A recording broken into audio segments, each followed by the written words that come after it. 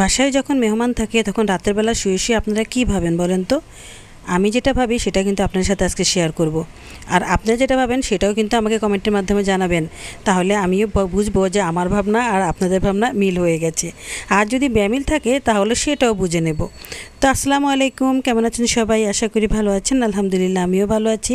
তো এখন সকালবেলা আমি ডিম পোস্ট করে নিচ্ছি। তা আমি এখানে পেঁয়াজ কাঁচামরিচ দিয়ে সব কিছু দিয়ে তারপর ডিমটা ভাজছি। তো ডিমটা আমি কিভাবে পোস্ট করছি দেখেন। এখানে একটু করে ডিম দিয়ে দিলাম, তারপর দিয়ে দিলাম এক পিস পাউরুটি দিয়ে তারপর আবার ডিমটাকে উল্টিয়ে আরেক পিস পাউরুটি দিয়ে দিয়েছি। এইভাবে ডিম খেতে আমার বাচ্চারা অনেক পছন্দ করে। পাউরুটি দিয়ে ডিম দিয়ে এভাবে খেতে নাকি ওদের অনেক ভালো লাগে। আমি বেশিরভাগ সময় এভাবে বানিয়ে দিই। এবার বলি মেহমান আসলে রাতের বেলা শুয়ে শুয়ে আমি কী ভাবি। সত্যি বলতে রাতের বেলা শুয়ে শুয়ে আমি ভাবি যে সকালে কী নাস্তা দিব, দুপুরে কী রান্না করব, রাতে কী খাবার দেব, বিকেলে কী নাস্তা দেব, এগুলোই ভাবি। কারণ আগের দিন সব প্ল্যান করে রাখলে পরে আর কষ্ট হয় না, পরে আর ভাবতে হয় না। সুন্দর মতো চটচট করে একটা একটা করে ফেলা যায় প্ল্যান মোতাবেক। তো এটাই হচ্ছে আমার কাজ, মেহমান আসলে রাতের বেলা আমি এটাই ভাবি। সত্যি আসলে আপনারা কি আমার মতোই? আমার মনে হয় আমার মতোই, কারণ মেহমান আসলে একটা টেনশন থাকে, কি খাওয়াবো, কি দেব, কি করব, কোনটার সাথে কোনটা মিলবে, এটাই। তো যাই হোক, এখন সকালবেলা উঠে নাস্তাটা বানিয়ে নিচ্ছি, যেটা রাতের বেলা ভেবে রেখেছি সেটাই এখন বানাচ্ছি। তো এখানে আমি পাউরুটি আর ডিম একসাথে টোস্ট করে নিচ্ছি। আমার বাচ্চারা কাঁচামরিচ পেঁয়াজ দিয়ে ডিম বেঁচে খেতে অনেক পছন্দ করে।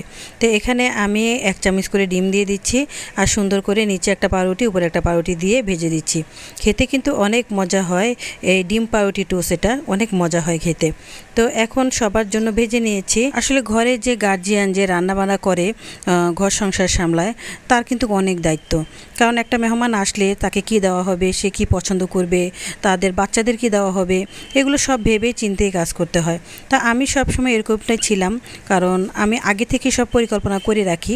কারণ পরিকল্পনা করে কাজ করলে কিন্তু কাজটা অনেক সহজ হয় আর করতেও ভালো লাগে, কোনো টেনশন হয় না। তো এখন এখানে আমি নাস্তাটা বানিয়ে নিচ্ছি। এই নাস্তাটাও পরিকল্পনা করেই করেছি, তাই আমার কাছে খুবই ভালো লাগছে করতে, কোনো চিন্তা নেই। তা আমার হাজব্যান্ড রাত্রেবেলা আসতে পাউরুটি নিয়ে এসেছে, আর পাউরুটিটা দেখেই আমি সেটা ভেবেই নিয়েছি যে আমি কি করব। আমার হাজব্যান্ড এমন একটা কঠিন চাকরি করে, সে কিন্তু কোনো রকমই হেল্প করতে পারে না।